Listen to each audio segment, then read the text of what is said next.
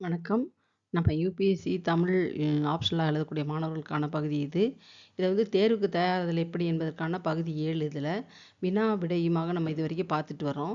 அதில கண்ணன் பாட்டு 3 பிரிவுகள் பார்த்துட்டோம். இது 4வது பிரிவு. இதில யூடியூப் லிங்க்ஸ் இல்ல. இதில என்ன குடுத்துருக்கேன்னா, இதுவரைக்கும் மொத்தமாக 19 ஆண்டுகள் முன்னாடி உள்ள வினாக்கள பூரா பார்த்துட்டோம். அதோட லிங்க்ஸ் எல்லாம். இப்போ 19லேருந்து 25 வரைக்கும் உள்ள வினாக்கள் மட்டும் தொகுப்பாக எடுத்து இதில போட்டுருக்கேன்.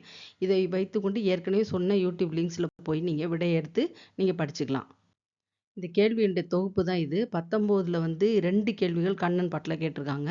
கண்ணனை தந்தையாக கருதி பாரதியார் கூறுவன, சேவகனுடைய இயல்புகள், பக்தி நெறியுடன் எவ்வாறு இது அமைகிறது என்பது, 2020ல் தோழன் பற்றி தனித்துவத்தை புலப்படுத்துன்னு கேட்டிருக்காங்க. 21ல் தாயாகவும் தந்தையாகவும் பாரதி எவ்வாறு காண்கிறார். அடுத்து விளையாட்டு பிள்ளையாக கண்ணனை பாரதி போற்றுவது. 22ல் கண்ணம்மாவை குழந்தையாக கண்டு உரைப்பது. 23 தோழன் உள்ள நட்பின் இலக்கணங்கள். 24 பக்தி கருத்துக்கள். 25 சேவகனின் ஏற்பட்ட சிரமங்கள். இது எல்லாமே மொத்தமாக இதுவரைக்கும் விடுபட்டு போன மொத்த வினாக்களுடைய தொகுப்பு இது. ஏற்கனவே சொன்ன யூடியூப் லிங்க்ஸில் போய் இதற்கான விடையை நீங்கள் தயாரித்து எழுதிக்கணும். தொடர்ந்து பார்க்கலாம்.